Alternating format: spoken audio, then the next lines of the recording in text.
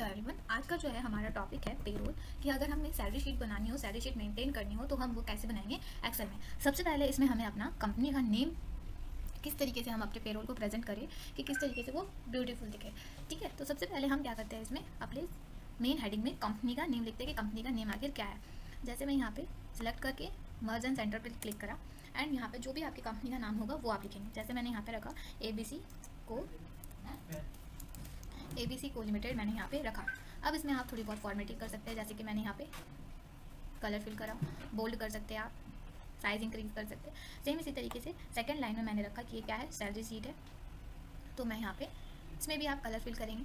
जो भी आप इस पर फॉर्मेटिंग का कलर रखना चाहते हैं, सेम रखना चाहते हैं तो आप सेम भी रख सकते हैं। जैसे इस पर मैंने रखा नेम सैलरी शीट, हम सैलरी शीट बना रहे हैं इसलिए मैंने यहाँ पे सैलरी शीट रखा।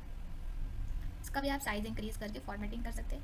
सेम इस तरीके से नेक्स्ट लाइन पे आप वापस से मर्ज एंड सेंटर करेंगे, किस मंथ का आप पेरोल बना रहे हैं या सैलरी शीट बना रहे हैं वो हम यहाँ पे लिखेंगे। तो मैंने यहाँ पे रखा फॉर द मंथ ऑफ, जैसे अभी जनवरी चल रहा है तो मैंने जनवरी, या फिर जनवरी का तो नहीं, अभी दिसंबर का मैं बनाऊंगी, जैसे दिसंबर 2023 का।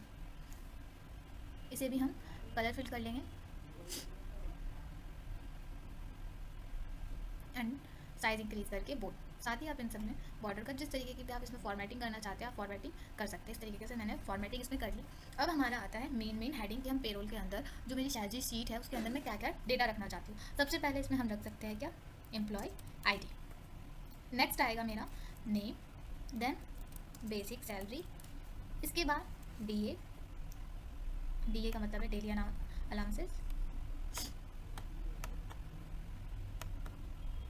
अब इसके बाद मेरा आता है HRA house rent allowances, PF, इसके बाद मेरा ग्रोथ सैलरी, और PF से पहले यहाँ पे मेरा बनेगा ग्रोथ सैलरी। जो भी हम अपने एम्प्लॉय को फैसिलिटी दे रहे हैं वो सारी आपको बनानी है। इसके बाद आपको PF, EPF और भी आप जो भी फैसिलिटी दे रहे होंगे वो। देन यहाँ पे आपका आता है total deductions, then net salary.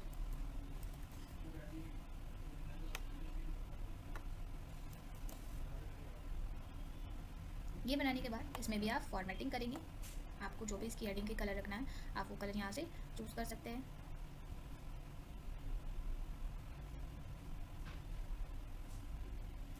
सबसे पहले आपको एम्प्लॉय ID यहाँ पे टाइप कर लेनी है एंड नेम टाइप कर लेना है।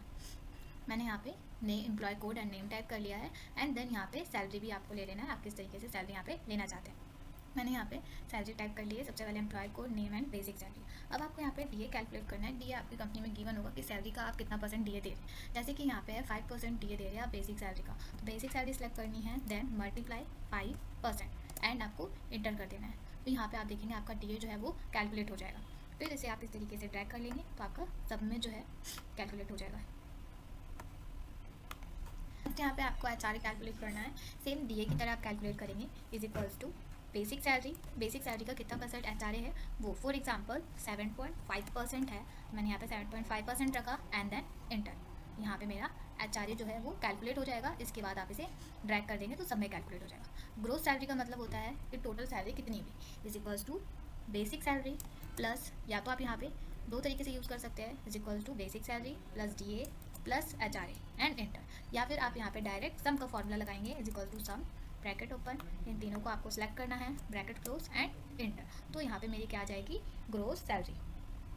नेक्स्ट ईयर के बाद मेरा आता है PF भी आपका गिवन होगा कि कितने % आप PF दे रहे हैं अपनी एम्प्लॉयज़ को। तो सेम जैसे आपने DA एंड HRA कैलकुलेट करा, सेम इसी तरीके से आप PF भी कैलकुलेट कर सकते हैं, is equals to basic salary, कितना % आप PF दे रहे हैं, इसके साथ आप, जैसे कि मैं दे रही हूँ 12%, तो मैंने यहाँ पे 12% रखा एंड एंटर। तो ये आपका जो है PF कैलकुलेट हो जाएगा।